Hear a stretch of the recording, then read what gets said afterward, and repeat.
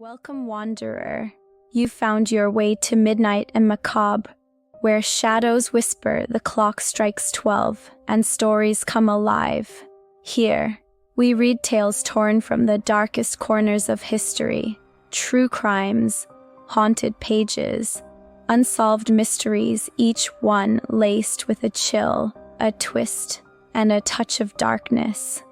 So light your candle, pour your tea, or, well, pick your poison and settle in, because it's always midnight here, waiting for something macabre. Disclaimer: the following story is inspired by real-life accounts tied to a cursed artifact known only as the Mirror of 13. For generations, whispers have surrounded its origins, tales of people who vanished after gazing too long into its glass.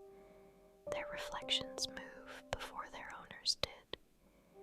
This is not just a story, it is a warning. What if the person staring back at you wasn't really you?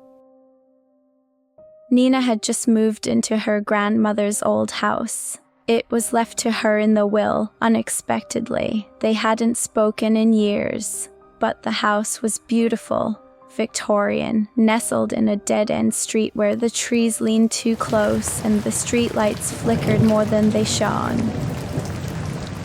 While unpacking, she found something tucked behind a false wall in the upstairs bedroom.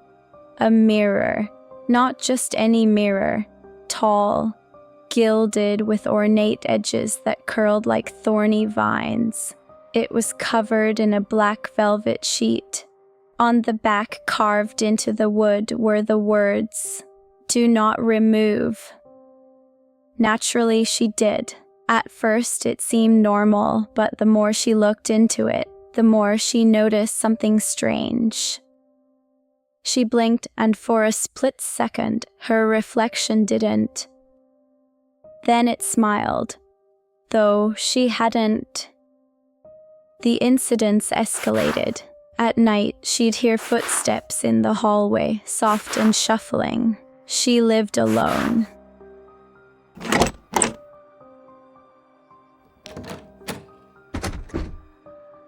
The door to the room with the mirror would creak open slowly by itself, just enough to see the glint of the glass inside.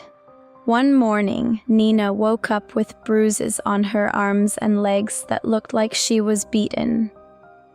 She began dreaming of herself standing in the mirror, but on the other side. Desperate, she called a local antique dealer who specialized in haunted items. He arrived with salt, candles, and prayers. The moment he stepped into the room, he went pale. "This isn't a mirror," he whispered. "It's a door." Before she could ask what he meant, the mirror began to hum, a low, deep sound, like a growl underwater. A shadow formed in the glass. It looked just like Nina, but it didn't blink. It didn't breathe. It didn't belong. The dealer began chanting in a language she didn't understand. The lights flickered. The room pulsed. Nina turned to run, only to see her reflection in the hallway mirror watching her from behind. Smiling. Bleeding. When it was over, the antique dealer was gone. So was the mirror. In his place was a note burned into the wooden floor where the mirror had stood. Only one version can stay. Nina looked at her reflection again. It blinked. But she didn't. Be careful what stares back at you. Some mirrors don't reflect, they invite.